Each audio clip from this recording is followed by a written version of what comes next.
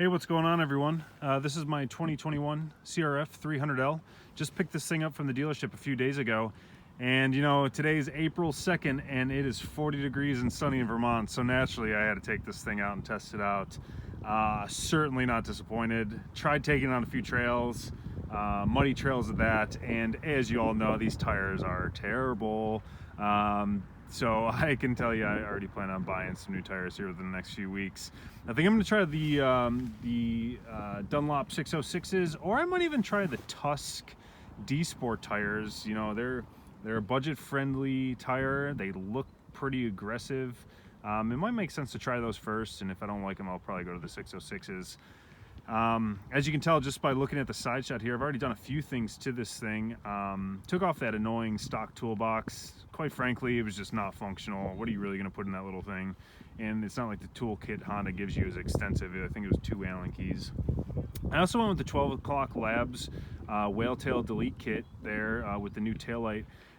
Pretty happy with it. I think it looks really nice, but I will say this. I ordered it from CRF300l, and not once will you see that you will be receiving the stealth version of this light. The light advertised on their website has the red taillight cover, which I was really actually hoping for. Again, I think the stealth version looks fine. Kind of looks aggressive, but it's just not what I thought I was buying. So for $160, I just really wish I wasn't blindsided like that. We'll see how well this thing holds up. It is 3D printed plastic. And as you can see there, you know, it doesn't line up the best. I think for $160, I really expected a little more, but I do like that the fender comes past it. Again, I think it looks aggressive. I'm not disappointed. It would have been nice to get what I thought I was getting for the money. And again, I do want to leave that review. I called CRFonly.com and I emailed them. I left them a voicemail, and no one ever got back to me. So I'm not saying their customer service is terrible, but I am saying I haven't had a good start to using that website. So just as a caution out there to everyone, if you order this light from them, be prepared. You're going to get the stealth version. As you can see, I did go with the Pro Taper Contour bars, and I went with the D Flex, the Tusk D Flex hand guards. I do have the integrated signals for them. I just haven't installed them yet. Overall, I think I'm happy with these hand guards. I mean, I think they look pretty nice. Like the tires I was talking about, the Tusk products are budget, but they're pretty nice. I mean, I'm not disappointed. I did go with these Amazon special mirrors too. I think they're a little more low profile than the stock ones, a little less invasive, and I like them. They're functional. I'm not saying they're the greatest mirror out there, but you can at least see if someone's behind you. I mean, you can see their headlights. I definitely still want to look over my shoulder, but yeah, they work, and they're not like those ugly things that came on it a few days ago when it was brand new from the dealership. I did also go with the Flatland Racing skid plate. I think that's definitely a must. You know, these are steel frames. Just any protection on those in regards to rust could be nice. I also put some flex tape in there just to make a barrier between the frame and the skid plate. I did hear that if you don't do something like that or put the foam in there, that there could potentially be some rattling. So just to avoid that, I put some of that tape in there. I did adjust my preload on the stock shock. I maxed it out, as you can see, and it made it a little better, but I mean, nothing great. Definitely still in need of new suspension, which is on order, and I'll talk about in a moment. Lastly, I do want to add that I would like to get a longer kickstand. This kickstand, I mean, look at that, the grass is just so wet. This kickstand, the bike leans. I mean, that's definitely a fact. It leans.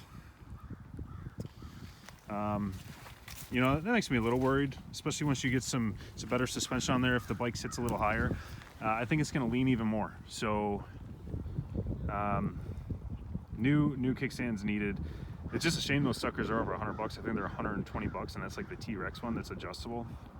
I would like to see if they made like an extension plate on the bottom for the bottom of them. That'd be pretty nice. So one thing I do want to add in this video, I have on order currently K-Tech suspension. You know, I tried to do a lot of research on that suspension before I bought it, and you know, the only reviews and the people using it I saw were in the UK, and it makes sense because it's a UK company. But I will say that I did order the 210 to 245 rear shock from K-Tech USA, and I got the 0.9 Newton front spring for the forks. For reference, I'm 6'2", 200 pounds. I went with a little heavier setup, but my background is motocross. I do want some stiffer suspension, and I will be loaded down. There will be times I'm loaded down, and I want that suspension to be able to handle what I throw at it. I'm by no means trying to take this bike to a motocross track, but I will be riding some aggressive single track and aggressive trail riding in addition to road riding. So in my opinion, it was worth a little bit of a sacrifice for comfort on the road to have some nice comfort off-road. So I did go with the stiffer suspension.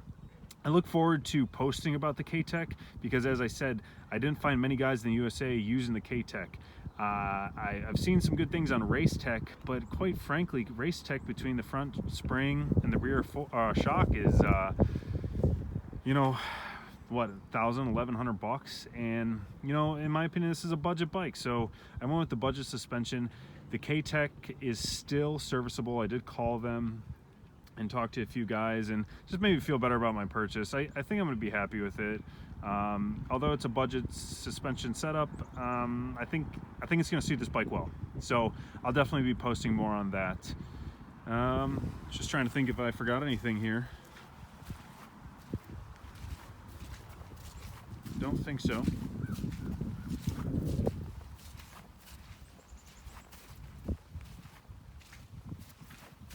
Oh, actually, yeah, I did want to show you the 12 o'clock labs, what it looks like when it's on. Another thing I'll add about that, I should have added this earlier, was they told me that this thing was programmable, and maybe it's programmable. I haven't been able to find out how to do that. I even took it back all apart.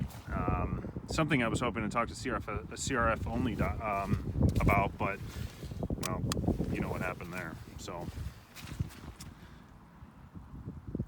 Yeah, I think the sunlight's making it look funky. It's definitely much smoother than that in person. Again, very happy with the taillight. I just wish for 160 bucks. Not only if it was, I don't even want to say a little nicer. I just wish, I